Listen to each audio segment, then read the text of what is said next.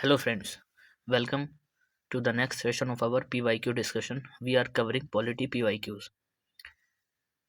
In this particular DMP series, we will see the detailed solution of the PYQs. The option elimination technique और जो भी tricks वगैरह इसमें लगती हैं सारी चीज़ें हम देखते हैं. एप्टीट्यूड भी हम MCQs को सोल्व करने का यहाँ पर डेवलप करते हैं. इसके अलावा देखिए कभी कभी ऐसा होता है कि PYQ के ऑप्शन से क्वेश्चन फ्रेम कर दिए जाते हैं. तो जो भी इम्पोर्टेंट यहाँ पर ऑप्शन होते हैं जिन पे हमें रिसर्च करने की ज़रूरत होती है वो भी हम इन सेशन में करते हैं. ठीक है, तो चलिए स्टार्ट करते हैं हम अपना सेशन. देखिए फर्स्ट क्वेश्चन था, ये क्वेश्चन 2019 में पूछा गया था. और याद करो हमने लास्ट सेशन में भी कुछ इस तरीके का क्वेश्चन देखा था कि ट्राइबल लैंड से रिलेटेड. ठीक है, तो वही सेम क्वेश्चन अगर आप 19 का क्वेश्चन यहाँ से करके जाते तब आप उसको सॉल्व कर सकते थे. ठीक है, तो चलिए. Under which schedule of the constitution of India can the transfer of tribal land to private parties for mining be declared as null and void. मतलब माइनिंग के लिए किसी भी प्राइवेट पार्टीज को ट्राइबल लैंड नहीं दी जा सकती. तो ये हमारा कॉन्स्टिट्यूशन रोकता है. किस शेड्यूल में ये मेंशन है? हमने लास्ट सेशन में भी किया था. तो इसका आंसर क्या हो जाता है? 5th schedule. अब आप मुझे बताएंगे कि हमने किस आर्टिकल को डिस्कस किया था जिसमें कि ये दिया हुआ था कि प्रेसिडेंट शेड्यूल एरिया को डिफाइन करता है. कोई particular area as a schedule area है. तो आर्टिकल हमने कल डिस्कस किया था 244 क्लोज 1. ठीक है, इसमें प्रेसिडेंट जो होता है वो डिसाइड करता है क्या कि किसी भी लैंड ट्राइबल लैंड को ट्रांसफ़र नहीं किया सकता to the particular parties for the mining. Okay, अब यहाँ पर हमें एक चीज़ और ऐड करनी है. एक केस आया था, एक केस कौन सा था वो? Samatha versus Andhra state of Andhra Pradesh case था. State of Andhra Pradesh case ये केस था और ये आया था 1997 में. इस पर्टिकुलर केस में कहा गया था, सुप्रीम कोर्ट ने कहा था कि ट्राइबल लैंड का जो ट्रांसफ़र है ना प्राइवेट पार्टीज़ को, जैसे कि माइनिंग के लिए, उसको नल एंड वॉइड किया जाता है ताकि ट्राइबल जो पीपल हैं उनके राइट्स को सेफगार्ड किया जा सके. अच्छा, एक हमने एक बॉडी भी डिस्कस की थी, ट्राइबल एडवाइजरी काउंसिल. ये जो बॉडी है इसमें जो हमारा गवर्नर होता है ना, वो इस बॉडी की एडवाइस लेता है जिससे कि वो रेगुलेशन बना सकता है गुड गवर्नेंस के लिए इस एरियाज़ में. तो यहाँ पर क्या है, हमने देखा कि प्रेसिडेंट जो है, प्रेसिडेंट किसी एरिया को शेड्यूल एरिया बना सकता है. ठीक है, शेड्यूल एरिया. और जो गवर्नर है किसकी एडवाइस लेता है? एडवाइस लेगा ट्राइबरी, क्या एडवाइस, क्या बॉडी है ये? Tribal advisory council. इसकी एडवाइस से क्या करता है गवर्नर कि वो उस पर्टिकुलर एरिया के लिए गुड गवर्नेंस के लिए रेगुलेशन बना सकता है. ठीक है, ये भी हमें ध्यान रखना है. ओके, चलिए अब देखते हैं. अब चलते हैं हम नेक्स्ट क्वेश्चन की तरफ. नेक्स्ट क्वेश्चन था, ये 2019 में ये भी पूछा गया था कि 9th schedule was introduced in the constitution of India during prime ministership of.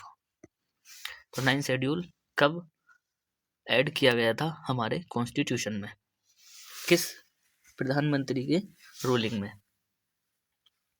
तो हमें अगर याद होगा, अगर हमें डेट याद है तो हम इस क्वेश्चन को इजीली सॉल्व कर सकते हैं कि 9th शेड्यूल को कब कॉन्स्टिट्यूशन में ऐड किया गया था और किस कॉन्स्टिट्यूशन अमेंडमेंट के द्वारा ऐड किया गया था.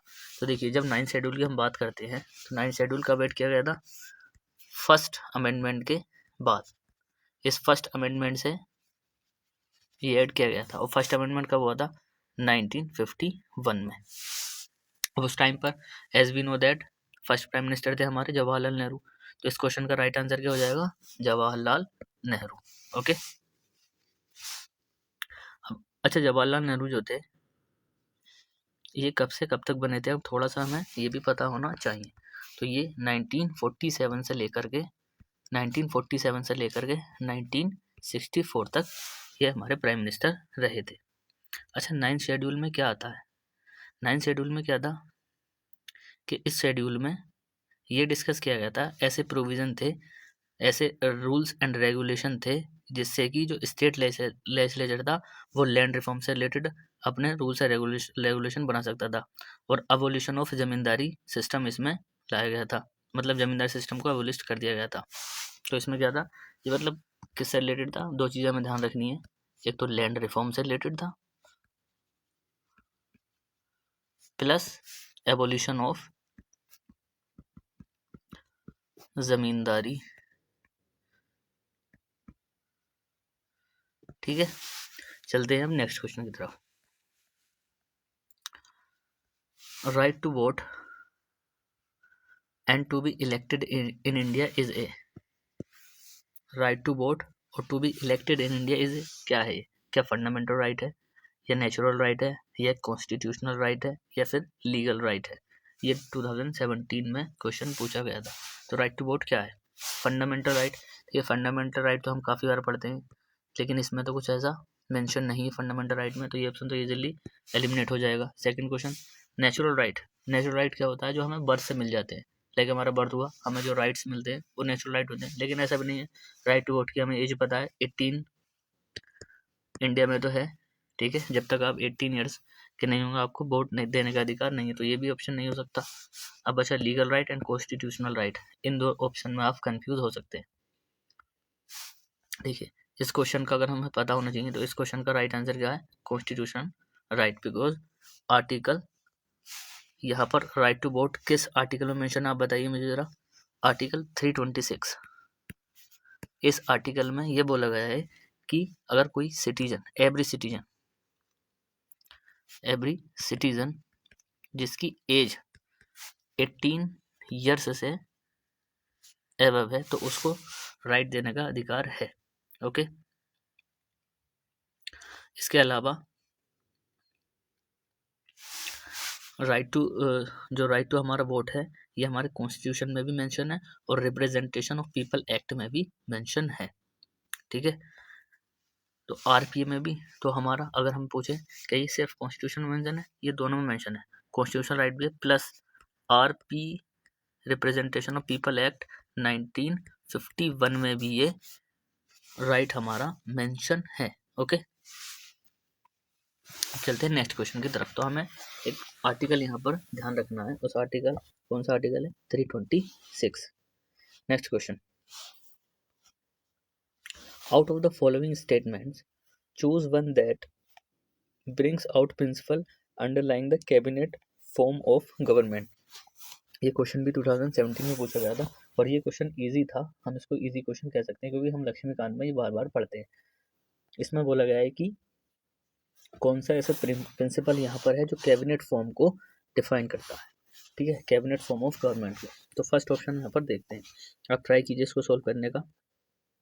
देखिए, फर्स्ट स्टेटमेंट था, हम सबसे पहले ये जानते हैं कि कैबिनेट फॉर्म ऑफ गवर्नमेंट जो होती है उसमें क्या होता है कि कहीं ना कहीं रेस्पॉन्सिबिलिटी की बात आती है। ओके, तो जहाँ भी जिस ऑप्शन में रेस्पॉन्सिबिलिटी की बात आएगी सबसे पहले हम उस ऑप्शन पर फोकस करेंगे। तो फर्स्ट ऑप्शन देखते हैं, an arrangement of minimising criticism against government whose responsibilities are complex and hard to carry out the satisfaction of all. Cabinet form of government का मतलब क्या है, ये है क्या, नहीं। देखिए, सबसे पहले हम कैबिनेट फॉर्म ऑफ गवर्नमेंट पता होनी चाहिए। तो कैबिनेट फॉर्म ऑफ गवर्नमेंट क्या होती है कि उसमें कहीं ना कहीं रेस्पॉन्सिबिलिटी, जैसे मैंने डिस्कस किया था, तो इसमें क्या होता है कि जैसा हम जानते हैं कि हमारा पार्लियामेंट्री सिस्टम ऑफ गवर्नमेंट है, तो पार्लियामेंट्री सिस्टम को ही हम कैबिनेट फॉर्म ऑफ गवर्नमेंट कहते हैं। ठीक है, इसमें क्या होता है कि जो एग्जीक्यूटिव होता है वो रिस्पॉन्सिबल होता है किसको, लेजिस्लेचर को। ओके, पार्लियामेंट्री सिस्टम हमारा बेसिक स्ट्रक्चर है ऑफ द कॉन्स्टिट्यूशन का। और यहाँ पर क्या होता है कि जो हमारा जैसे कि लोकसभा है, तो लोकसभा होगी किसको रेस्पॉन्सिबल, पार्लियामेंट को। और जो कैबिनेट होती है, मतलब जो काउंसिल ऑफ मिनिस्टर्स होती है, वो मतलब जो एग्जीक्यूटिव होती है वो किसको रेस्पॉन्सिबल होती है, लेजिस्लेचर को। ठीक है, तो यहाँ पर हम देखते हैं किसमें रेस्पॉन्सिबिलिटी की बात की गई है। इसमें हमने जैसे डिस्कस किया था कि जब भी रेस्पॉन्सिबिलिटी बात आएगी तो एग्जीक्यूटिव जो होती है वो डायरेक्टली किसको रेस्पॉन्सिबल होती है, लेजिस्लेचर को। ओके, चलिए देखते हैं दूसरा, a mechanism for speeding up the activities of government whose responsibility आज इंक्रीज डे बाई डे, मतलब एक ऐसा मैकेनिज्म है जिससे कि गवर्नमेंट की जो एक्टिविटीज़ हैं उनको स्पीड करने का, और वो जब रेस्पॉन्सिबिलिटीज़ बढ़ रही हैं गवर्नमेंट की, तो एक ऐसा मैकेनिज्म जो उस एक्टिविटीज़ को हैंडल करता है। तो ऐसा तो नहीं है कैबिनेट फॉर्म अभी नहीं देखा हमने। तो a mechanism parliamentary democracy for ensuring collective, यहाँ पर देखिए, रेस्पॉन्सिबिलिटी टू द गवर्नमेंट, यहीं पर बात होगी कि जो हमारा रेस्पॉन्सिबिलिटी बात आ गई ना, कि जो हमारा एक ऐसा पार्लियामेंट्री मैकेनिज्म है जिसमें कि कलेक्टिव रेस्पॉन्सिबिलिटी होती है किसकी, गवर्नमेंट की टू द पीपल की तरफ। जैसे मैंने बात की थी कि एग्जीक्यूटिव जो होता है वो लेजिस्लेचर को क्या होता है, रेस्पॉन्सिबल होता है। अब लेजिस्लेचर में तो इलेक्टेड मेंबर होते हैं ना ज़्यादातर, ठीक है, हाउस ऑफ पीपल होता है वो, तो ये इसमें रेस्पॉन्सिबिलिटी बात है जिसमें गवर्नमेंट किसको रेस्पॉन्सिबल होगी, लोगों को। तो इसका आंसर यही हो जाएगा। 2017 में ये क्वेश्चन पूछा गया था। अब चलते हैं नेक्स्ट क्वेश्चन की तरफ। नेक्स्ट क्वेश्चन क्या है, which one of the following is not a feature of Indian federalism. Indian federalism का मैंने उससे लास्ट वीडियो में डिस्कस किया था, कुछ फीचर्स भी हमने डिस्कस किए थे फेडरलिज्म के, और फिर से ये क्वेश्चन यहाँ पर रिपीट हो रहा है। देखिए, इंडियन फेडरलिज्म को इसमें से कौन सा फीचर नहीं है। फर्स्ट ऑप्शन देखते हैं, there is an independent judiciary in India. अब आप मुझे बताएंगे, मैंने डिस्कस भी किया था पिछले वाले लेक्चर में, एक होता है कि इंटीग्रेटेड जुडिशरी और एक होता है इंडिपेंडेंस ऑफ जुडिशरी। इन दोनों में आप डिफरेंस सोचिए थोड़ी देर के लिए। तो इसमें बोला है कि independent judiciary in India, okay, power have been clearly divide between the centre and the state, okay. Next देखते हैं, the federating units have been given unequal representation in the Rajya Sabha, की अनइक्वल रिप्रेजेंटेशन दिया हुआ है फेडरेटिंग यूनिट्स जो भी हमारे state या प्रोविजंस हैं उनको राज्यसभा में, ओके। एंड डी देखिए आप, it is a result of an agreement among the federating units. अब इसका मतलब समझिए आप, ये हमने पढ़ा भी है, एनसीईआरटी में भी आता है और वैसे भी, कि हमारा जो स्टेट है, हमारा जो कंट्री है, वो एग्रीमेंट नहीं है कि क्या है कि वो मतलब हम एक साथ जो आए हैं, जो हमारे फेडरेशन अलग अलग हैं, जो अलग अलग स्टेट हैं वो एक जगह यूनाइट हैं, लेकिन ये एग्रीमेंट के बेसिस पर नहीं है, ठीक है। ये हम एक यूनियन कंट्री है, सारे मतलब जो हमारा सेंटर है उसकी जो मतलब सुपरमेसी होगी सारी जगह, ठीक है, सेंटर हमारे यहाँ पर स्ट्रॉन्ग है। इसको देखते हैं। तो हमने बात की थी, एक इंटीग्रेटेड ये था यूनियन, ठीक है, यूनियन फीचर था, और ये था हमारा फेडरल फीचर, तो ये ऑप्शन बिल्कुल करेक्ट हो गया। Second, powers have been clearly divided between centre and the state, मतलब सेपरेशन ऑफ पावर या डिसेंट्रलाइजेशन ऑफ पावर, तो ये भी फेडरल का सिस्टम का फीचर है, तो ये भी होगा। The federating units have been given unequal representation, बिल्कुल पॉपुलेशन के हिसाब से रिप्रेजेंटेशन दिया जाता है राज्यसभा में।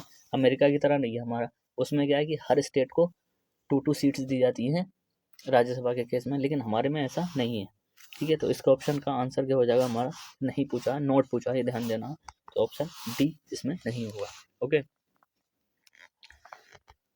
अच्छा, हमारा जो सिस्टम है वो किस तरीके माना जाता है, एक वर्ड आप मुझे बताइए। नहीं तो हमारा पूरा फेडरल कंट्री है, नहीं पूरा यूनियन कंट्री है, तो एक टर्म हमें ध्यान रखना है, क्वासी फेडरल सिस्टम, ओके, ये था। अब थोड़ा सा हम और रिवीजन कर लेते हैं, एक बार और करते हैं इसका रिवीजन कि फेडरल और फीचर्स क्या थे। सबसे हमने देख लिया इंडिपेंडेंस ऑफ द जुडिशरी, इसके अलावा हमने और भी देखा था, वो क्या था, रिटन कॉन्स्टिट्यूशन, दोबारा से लिख लेते हैं, हमको याद हो जाएगा अच्छी तरीके से। रिटन कॉन्स्टिट्यूशन, ये भी फेडरल फीचर है। इसके अलावा सुपरमेसी ऑफ द कॉन्स्टिट्यूशन,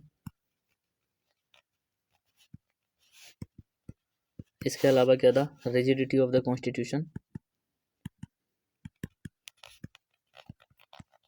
और इंडिपेंडेंट जुडिशरी, और एक चीज़ हमें ध्यान रखनी है, बाइकैमरलिज्म। डन। अब देखते हैं, आगे बढ़े। हमने डिस्कस कर लिया कि हमारा एग्रीमेंट नहीं। अच्छा, ये जो था ना, ये बेसिकली डॉक्टर भीमराव अंबेडकर ने कहा था, और उन्होंने एक कोड दिया था, वो क्या था, जिसके बेसिस पर ये भी ऑप्शन को एलिमिनेट किया जा सकता था, कि हमारा जो कंट्री है वो इंडिस्ट्रक्टिबल यूनियन है ऑफ डिस्ट्रक्टिबल स्टेट्स का। ओके, तो हमें ये याद रखना क्या है कि एन इंडिस्ट्रक्टिबल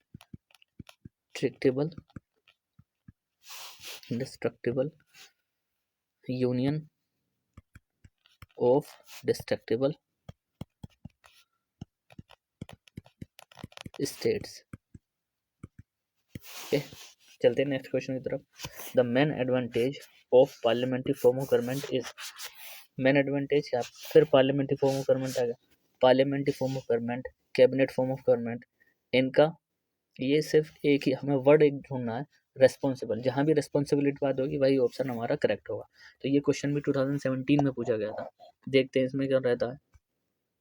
पहला ऑप्शन है the executive and the legislature work independently. नहीं, ये हम लक्ष्मण में पढ़ते हैं, बहुत बेसिक है ये क्वेश्चन, आपका गलत नहीं होना चाहिए, किसी कीमत पे भी ये क्वेश्चन गलत नहीं होना चाहिए। Second, it provides continuity of policy and is more efficient.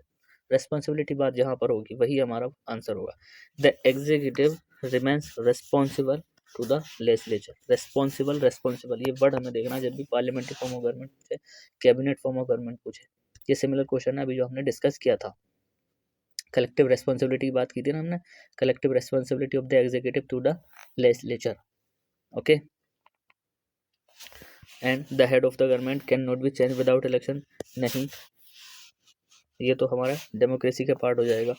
अब हम देखते हैं यहाँ पर एक चीज़ थोड़ा सा वैल्यूएशन में करना है कि पार्लियामेंट्री फॉर्म ऑफ गवर्नमेंट जब होती है, हम कहते हैं कि पार्लियामेंट्री गवर्नमेंट, इसके कुछ फीचर्स होते हैं। पार्लियामेंट्री गवर्नमेंट, इसके हमें फीचर ध्यान रखने। क्या फीचर्स होते हैं इसके? एक फीचर्स तो यही होता है, हमने जो डिस्कस किया था यही, एक तो ये। सेकंड क्या होगा? सेकंड होगा कि नॉमिनल और रियल एग्जीक्यूटिव दोनों का प्रेजेंस होता है। Presence of real and nominative, दोनों तरीके से nominal executives. Okay, second. Third है कि मेजोरिटी पार्टी रूल करेगी, ये भी हमें ध्यान रखना है, मेजोरिटी पार्टी रूल। और क्या होता है कि जो मिनिस्टर्स की मेंबरशिप है वो लेजिस्लेचर में होगी। फोर्थ है हमारा मेंबरशिप, मतलब जो मिनिस्टर हैं वो भी मेंबर होंगे लेजिस्लेचर के। मेंबरशिप ऑफ मिनिस्टर्स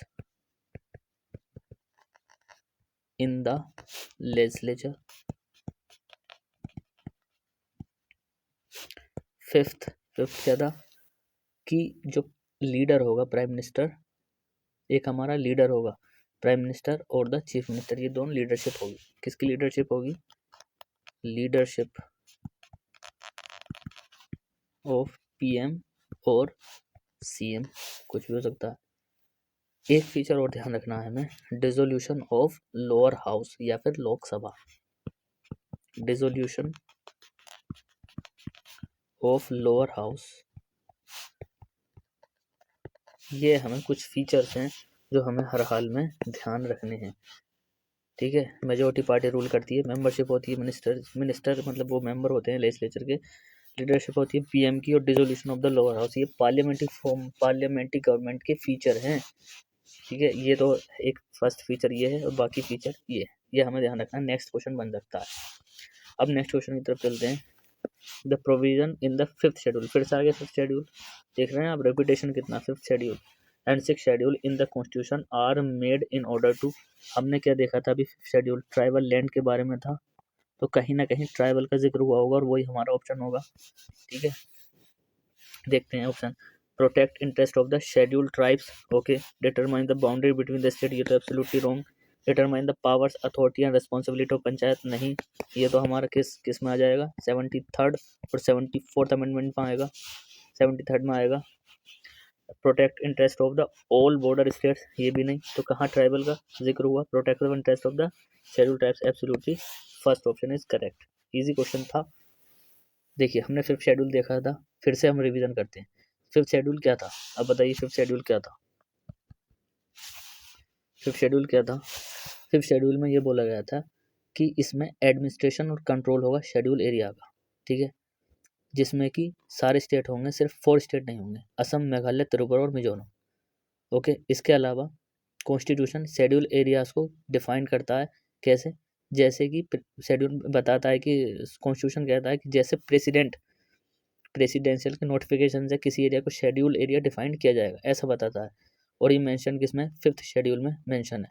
तो हमें 5th शेड्यूल से ध्यान रखना है कि इसमें बात होती है एडमिनिस्ट्रेशन की और control of schedule area, administration of control की बात होती है शेड्यूल्ड एरिया की।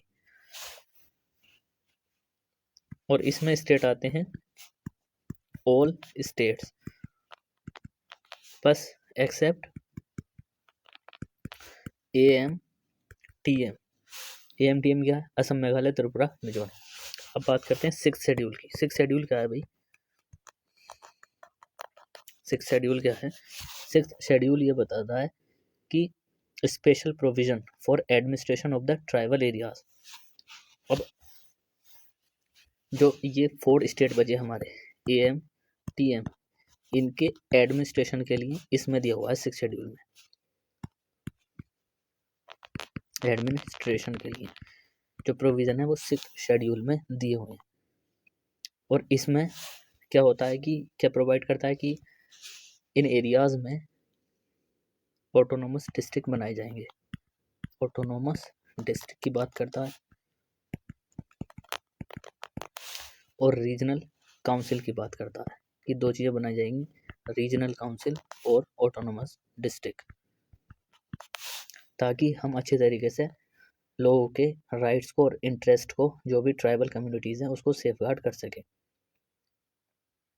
और पावर लोकल गवर्नमेंट्स की, ये सारी इसमें बात की जाती है। अब यहाँ पर अब बताइए कि ये हम 5th शेड्यूल में भी रख सकते थे, लेकिन हमने 6th शेड्यूल में इसलिए रखा क्योंकि यहाँ का जो कल्चर है ना इन 4 स्टेट्स का, वो थोड़ा यूनिक है, तो हमें स्पेशल प्रोविजन देना होगा इसी के लिए हमने इसको अलग कैटेगरी में डाला, मतलब अलग शेड्यूल में डाला।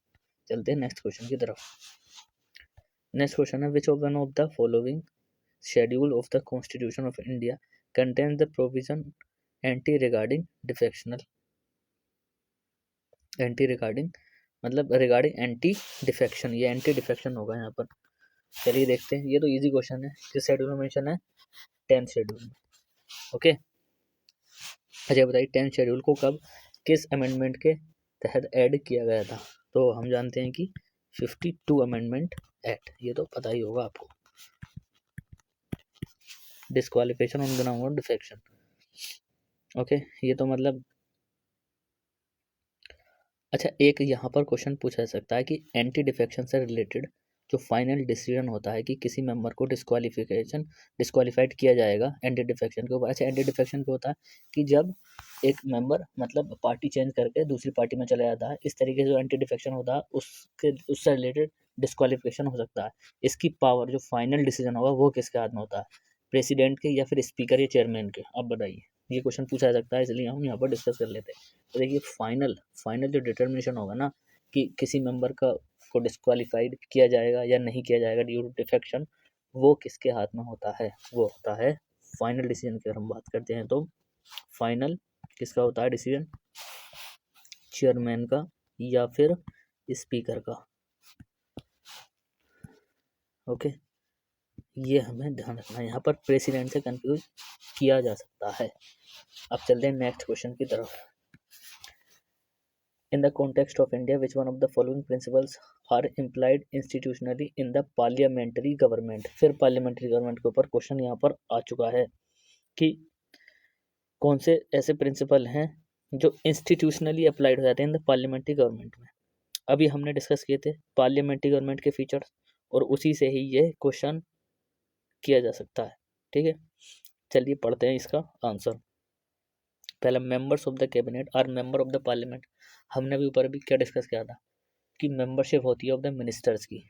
तो जो कैबिनेट में होते हैं, जो कैबिनेट में क्या होते हैं, मोस्टली मिनिस्टर्स होते हैं, मिनिस्टर्स होते हैं नहीं इसमें, तो मिनिस्टर्स किसके मेंबर होंगे, पार्लियामेंट के। बिल्कुल, ये आंसर, ये तो ऑप्शन होना चाहिए, हमने डिस्कस किया था अभी। अच्छा, दूसरा, minister hold office till they enjoy confidence in the parliament. जो मिनिस्टर्स होते हैं वो कब तक होल्ड ऑफिस करते हैं अपना, कब तक, तब तक कॉन्फिडेंस इन द पार्लियामेंट में एंजॉय करते हैं। क्या ये ऑप्शन सही है, बताइए आप। Second, third, the cabinet is headed by the head of the state. तो इसमें पार्लियामेंट्री गवर्नमेंट पूछा है ना, तो हमें बताना है। तो पार्लियामेंट्री गवर्नमेंट आप बताइए। ये तो हमने नहीं डिस्कस किया था, थर्ड वाला तो बिल्कुल ही इसमें रॉन्ग है। Cabinet is headed by the head of the state, नहीं, ये तो कहीं से कहीं तक मैच ही नहीं हो रहा, तो ये तो नहीं होगा थर्ड। तो थर्ड को हम अच्छा एलिमिनेट करते हैं, देखते हैं अपना। तो ये गया, ये गया, ये गया, ऑप्शन हमारा बचा एक। तो 1 और 2, अगर 2 में आप कंफ्यूज भी हैं थोड़ा बहुत, तब इसका आंसर आ सकता है इजीली। इसलिए ऑप्शन भी देखने जरूरी होते हैं। अगर आप किसी भी क्वेश्चन में सबसे पहले ऑप्शन ही देखिए ना, अगर आप एक भी स्टेटमेंट को एलिमिनेट करवा दें तो ईजिली आपका टाइम भी सेव होगा और आप मूव ऑन कर देंगे। हमने डिस्कस किया था पार्लियामेंट्री सिस्टम क्या था, जिसमें कि एग्जीक्यूटिव रिस्पॉन्सिबल होता है लेजिस्लेचर को, और हमारा कॉन्स्टिट्यूशन भी पार्लियामेंट फॉर्म ऑफ गवर्नमेंट देता है। इसके अलावा हमने ये भी देखा था कि पार्लियामेंट गवर्नमेंट को कैबिनेट गवर्नमेंट भी कहा जाता है ना, ये भी हमने डिस्कस किया था। और अगर हम देखें, हमने ये भी डिस्कस किया था, ये वाला ऑप्शन भी हमने डिस्कस किया था, ये तो हमने डिस्कस किया था। इसमें थोड़ा बहुत सेकंड में कंफ्यूजन हो सकती है, तो इसका ये भी हमें ध्यान रखना है कि जो मिनिस्टर्स होते हैं ना पार्लियामेंट में, वो तब तक अपना ऑफिस को होल्ड करते हैं जब तक कि वो कॉन्फिडेंस को इंजॉय करते हैं पार्लियामेंट में। ये भी हमें ध्यान देना। तो ये भी एक फीचर हो सकता है पार्लियामेंट का, गवर्नमेंट का, तो ये भी हम उसमें ऐड कर सकते हैं जाकर के। ठीक है, यहाँ पर कंफ्यूजन हो सकती है। थर्ड क्या था, इसमें बोला गया था कि जो हमारा प्रेसिडेंट होता है, क्या बोला था कि cabinet is headed by the head of the state. अरे हेड ऑफ द स्टेट तो प्रेसिडेंट होता है, तो वो कैबिनेट का हेड थोड़ी होता है, वो तो नॉमिनल एग्जीक्यूटिव माना जाता है प्रेसिडेंट को। तो जो हेड होता है ना गवर्नमेंट का, head of the state, head of the government, वो तो पीएम होता है। हेड ऑफ द स्टेट किसे कहते हैं, हेड ऑफ द स्टेट तो प्रेसिडेंट को कहते हैं, लेकिन हेड ऑफ द स्टेट या हेड ऑफ द कैबिनेट या गवर्नमेंट ये पीएम होता है। तो ये ऑप्शन भी हमारा रॉन्ग। चलिए नेक्स्ट क्वेश्चन की तरफ चलते हैं, और लास्ट क्वेश्चन है ये हमारा आज का। Consider the following statement, the constitution of India has 20 parts. यार ये तो बिल्कुल ईजी क्वेश्चन है, कब पूछा था, बहुत पहला क्वेश्चन है। तो नहीं, 20 पार्ट्स तो नहीं है, फर्स्ट तो हमारा रॉन्ग हो गया। कितने पार्ट्स हैं, 22। ओके,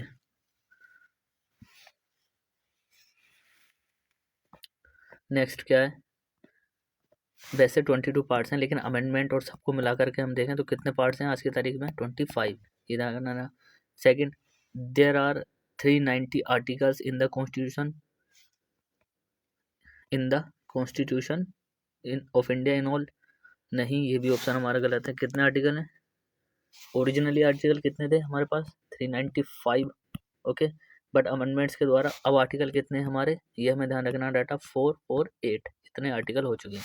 तो इसमें 390 नहीं, ये भी गलत है। बचा थर्ड, 9th शेड्यूल हमने पढ़ा था अभी, 10th 11th and 12th schedule were added by the constitutional amendments. हाँ, इनसे ये ऐड हुए हैं, ये तो हमारा ऑप्शन सही होना चाहिए। अब आप यहाँ पर बताइए कि इसमें किसका जिक्र है, 9th का, 10th का, 11th का और 12th का। इन सब के अमेंडमेंट बताइए कि किससे ऐड हुए थे। देखिए 9th का तो हमने अभी जिक्र किया था, 9th किससे ऐड हुआ था, 9th हुआ था हमारा फर्स्ट अमेंडमेंट एक्ट से। कब, 1951 में, जिसमें कि हमने लैंड फॉर्म्स की बात की थी। दूसरा क्या था, ये क्या है इसमें, 10th शेड्यूल दिया हुआ, 10th किससे ऐड हुआ था, ये हमने बात की थी अभी 52। और हमने यहाँ पर डेट नहीं देखी थी, उसकी डेट भी देख लेते हैं। डेट कब थी, 1985। ये disqualification of the legislature on the grounds of defection से रिलेटेड था। इसके अलावा क्या, 11 तो आपको पता ही होगा, पंचायत से रिलेटेड है। तो 73rd कॉन्स्टिट्यूशन अमेंडमेंट है, ये ऐड किया गया था 1992 में, जिससे कि पंचायती राज से रिलेटेड है। अब 12th, ये कब किया गया था, ये भी 74 अमेंडमेंट एक्ट 1992। ओके, ये म्यूनिसिपैलिटी से रिलेटेड था। तो ये था आज का हमारा डिस्कशन। उम्मीद करते हैं आपको ये डिस्कशन अच्छा लगा होगा। मिलते हैं नेक्स्ट सेशन में। आप ऐसे PYQ को सॉल्व करते रहिए और यहाँ पर हम डिस्कशन देखते हैं। टेलीग्राम ग्रुप को ज्वाइन कर लीजिए, उसमें PDF ये भी मिल जाएगी और ब्लैंक PDF भी आपको मिल जाती है, जिससे में आप प्रैक्टिस कर सकते हैं पहले खुद सॉल्व करके इन PYQs को। ओके, चलिए फिर मिलते हैं नेक्स्ट सेशन में। Thank you very much.